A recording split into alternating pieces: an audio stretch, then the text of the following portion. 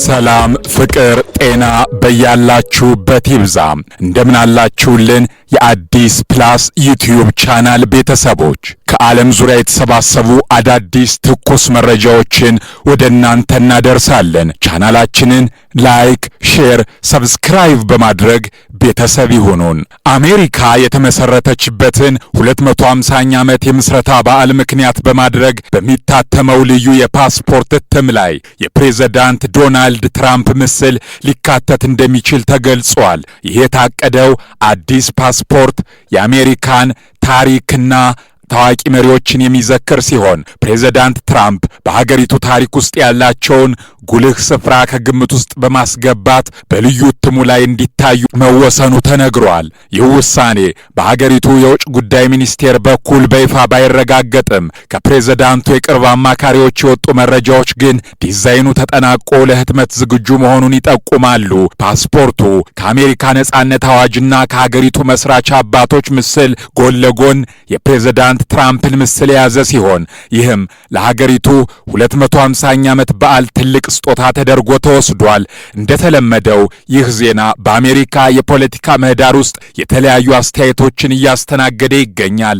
የፕሬዝዳንቱ ደጋፊዎች ውሳኔውን ታሪካዊና የሚገባቸው ሲሉ የገለጹ ሲሆን ተቃዋሚዎች በበኩላቸው ይህ እርምጃ አወዛጋቢ ሊሆን እንደሚችል ስጋታቸውን እየገለጹ ነው። ይህ ልዩ የፓስፖርት እትም በቅርቡ ለሕዝብ ክፍት እንደሚሆን የሚጠበቅ ሲሆን የፕሬዝዳንቱ ምስል መካተት ፓስፖርቱን ይበልጥ ተፈላጊ ያደርገዋል ተብሎም ተተንብዮአል። ወደ ሌላኛው መረጃ ተሸጋግረናል።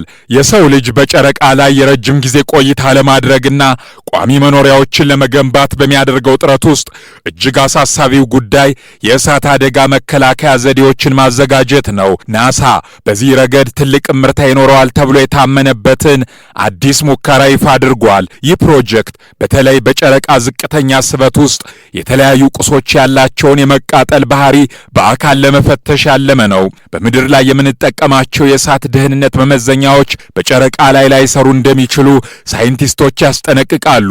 በምድራችን ስበት ውስጥ ሞቃት ጋዞች በፍጥነት ወደ ላይ ስለሚነሱ እሳቱ እንዲጠፋ ወይም የነበልባሉ ቅርጽ እንዲቀየር ሊያደርጉ ይችላሉ። ነገር ግን በጨረቃ ላይ ያለው የምድር 1/6ኛ ስበት ይህን የጋዝ ዝውውር ስለሚቀንሰው እሳቱ በተረጋጋ ሁኔታ ረዘም ላለ ጊዜ እንዲነድና ይበልጥ አደገኛ እንዲሆን ያደርገዋል። ይህ ሁኔታ በምድር ላይ የማይቀጣጠሉ ቁሶች እንኳን በጨረቃ ላይ በቀላሉ ሊቃጠሉ የሚችሉበትን ዕድል ይፈጥራል። በዚህ ሙከራ ወቅት ናሳ ወደ ጨረቃ በሚልከው ሰው አልባ መንኮራኩር ውስጥ በተዘጋጀ ሳጥን ውስጥ 4 የተለያዩ የነዳጅ ናሙናዎችን በ6 ኢንች ነበልባል ይፈትሻል። በሂደቱም እሳቱ እስከ ምን ያህል ርቀት እንደሚጓዝና የሚቃጠሉት ቁሶች ፍንጣሪ ወይም ፍሳሽ ይፈጥሩ እንደሆነ በካሜራዎችና በሴንሰሮች በዝርዝር እንደሚመዘገብ ተነግሯል። ወደ ሌላኛው ዜና አልፈናል። የዓለማችንን የጦር መሳሪያ ፉክክርና የአገራትን የደህንነት ስልት የሚቀይር አዲስ ክስተት ተመዝግቧል። የአሜሪካ መከላከያ ሚኒስቴር ጎልደን ዶም የተሰኘውን እጅግ ዘመናዊና ግዙፍ የክትትል ስርዓት በገዛ ምድሯ ላይ መዘርጋቷን በይፋ አረጋግጣለች። ይህ በአይነቱ የመጀመሪያ የሆነው ፕሮጀክት ለታላላቅ የጦር መርከቦችና ሚሳኤሎች ከሚደረገው ጥበቃ ባለፈ የአሜሪካን የአየር ክልል ከማንኛውም ድንገተኛ ጥቃት ለመከላከል ታስቦ የተዘጋጀ ነው ተብሏል። ፔንታጎን ለዚህ ግዙፍ የደህንነት ጋሻ $185 ቢሊዮን የመደበ ሲሆን ይህ ከፍተኛ ወጪና የስርዓቱ በፍጥነት መዘርጋት አሜሪካ አሁን ላይ ያለችበትን የጸጥታ ስጋት ምን ያህል አሳሳቢ መሆኑን የሚያሳይ እንደሆነ ተመላክቷል። ፕሮጀክቱ በከፍተኛ በጀትና በጥቂት ጊዜያት ውስጥ እንዲጠናቀቅ የተደረገው እንደ ቻይና፣ ሩሲያና ኢራን ያሉ ሀገራት የሚያመርቷቸው ዘመናዊ መሳሪያዎች የአሜሪካን ብሔራዊ ደህንነት በከፍተኛ ሁኔታ እየተፈታተኑ በመሆናቸው ነው። በዚህ ስርዓት ውስጥ ዋነኛውና የሰራዊቱ ረጅም ርቀት ቋሚ ክትትል ተብሎ የሚጠራው ቴክኖሎጂ ልዩ የሚያደርገው ምንም አይነት የሬዲዮ ምልክት አለማውጣቱ ነው። እንደተለመዱት ራዳሮች የራሱን ሞገድ ከመልቀቅ ይልቅ የጠላት ድሮኖችና ሚሳኤሎች የሚያመነጩትን የሬዲዮ ሞገድ በማዳመጥ ብቻ ኢላማውን ይከታተላል። ይህ ባህሪው ደግሞ ጠላት የት እንደሚገኝ እንዳያውቅና በምንም አይነት ሞገድ ማደናቀፊያ ከጥቅም ውጭ እንዳያደርግ ያደርገዋል። የፔንታጎን ከፍተኛ የጦር መኮንኖች እንደገለጹት ቀደም ባሉት ዘመናት አሜሪካን ከጠላት ጥቃት የሚጋርዱት አትላንቲክና ፓሲፊክ ውቅያኖሶች አሁን ላይ ዋስትና መሆናቸው አብቅቷል። ቴክኖሎጂው በፈጠረው ፈጣን የሚሳኤልና የድሮን እድገት ምክንያት አገሪቱ በገዛ ድንበሯ ውስጥ እንዲህ አይነት ጥብቅ ጥበቃ ለማድረግ ተገዳለች።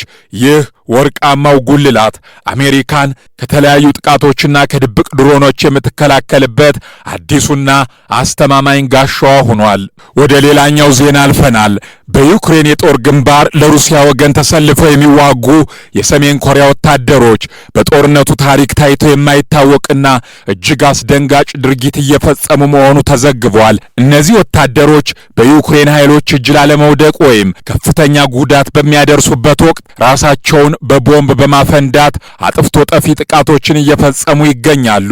ይህ ድርጊት በሰሜን ኮሪያ ወታደራዊ አስተምሮ ውስጥ ለክቡር መሪው እስከ ሞት ታማኝ መሆን የሚለውን መርህ በተግባር የሚያሳይ ቢሆንም በዘመናዊ ጦርነት ግን ታይቶ የማይታወቅ የጭካኔ ደረጃ ተደርጎ ተወስዷል።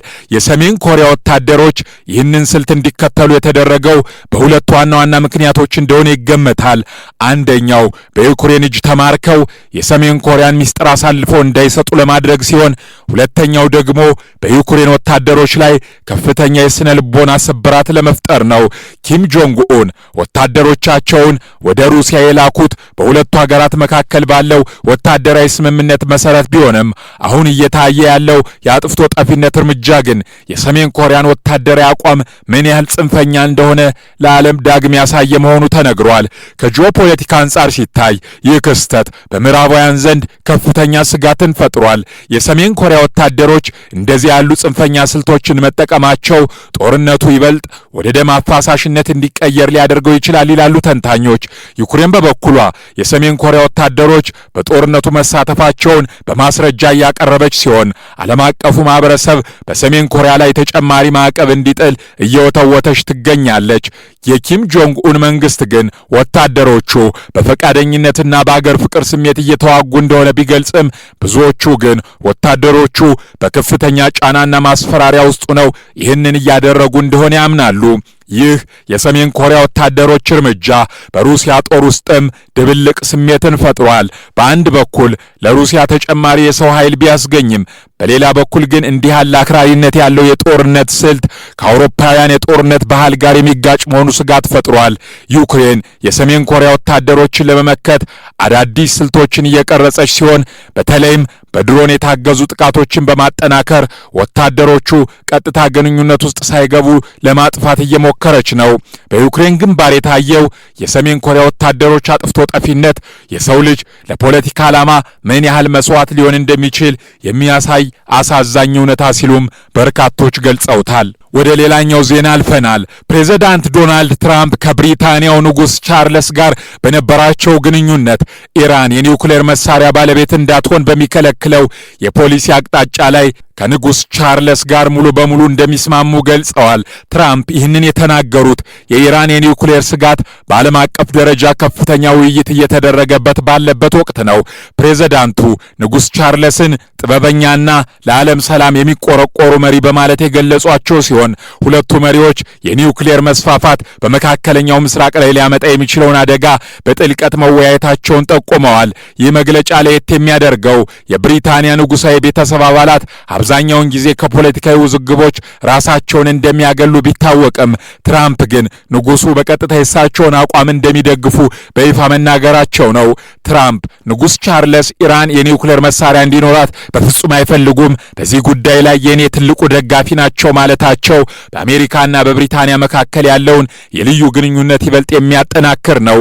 ይህ ደግሞ በዋሽንግተንና በለንደን መካከል በኢራን ጉዳይ ላይ ጠንካራ ግንባር ለመፍጠር ታስቦ የተሰነዘረ መሆኑን ተንታኞች ገልጸዋል። ወደ አፍሪካዊ ዜና ስናልፍ የዚምባብዌ የነጻነት አባትና የቀድሞ ፕሬዝዳንት የሮበርት ሙጋቤ ታናሽ ልጅ ቤላሚን ሙጋቤ በተለያዩ የወንጀል ድርጊቶች ተከሶ ከደቡብ አፍሪካ በይፋ ተባረረ። ይህ እርምጃ የተወሰደው ቤላሚን በቤተሰባቸው መኖሪያ ቤት ውስጥ ተኩስ ከፍቶ በነበረበት ክስተትና ሌሎች ተያያዥ ህገወጥ ድርጊቶች ውስጥ እጁ እንዳለበት ከተረጋገጠ ከ3 ወራት በኋላ ነው። የደቡብ አፍሪካ የአገር ውስጥ ጉዳይ ሚኒስቴር ቤላሚን የሀገሪቱ የመቆየት ፍቃዱ እንዲሰረዝና በአስቸኳይ ወደ ሀገሩ ዚምባብዌ እንዲመለስ ወስኗል። ቤላሚን ሙጋቤ በደቡብ አፍሪካ በነበረው ቆይታ በቅንጦት ሕይወቱና በፈጠራቸው ግጭቶች በተደጋጋሚ በዜናዎች ላይ ሲወጣ የቆየ ግለሰብ ነው። በተለይ ከ3 ወራት በፊት በጆሃንስበርግ በሚገኘው የቤተሰቡ መኖሪያ ቤት ውስጥ በስካር መንፈስ ተኩስ በመክፈቱ በጎረቤቶቹና በጸጥታ ኃይሎቹ ዘንድ ከፍተኛ ስጋት ፈጥሮ ነበር። ይህ ክስተት ፖሊስ ግለሰቡን በቅርበት እንዲከታተለው ያደረገ ሲሆን የቪዛ ፍቃዱንና የደህንነት ሁኔታውን ሲመረምር የቆየው የደቡብ አፍሪካ መንግስት ለሀገር ደህንነት ስጋት ነው በሚል ከሀገር እንዲባረር መወሰኑ ተገልጿል። የተከበራችሁ ተመልካቾቻችን ከአዲስ ፕላስ ለዕለቱ ያዘጋጀንላችሁ የዓለም ዙሪያ ትኩስ ዜናዎች ያደመጣችኋቸውን ይመስላሉ። ቻናላችንን ላይክ፣ ሼር፣ ሰብስክራይብ በማድረግ ቤተሰብ ይሁኑን።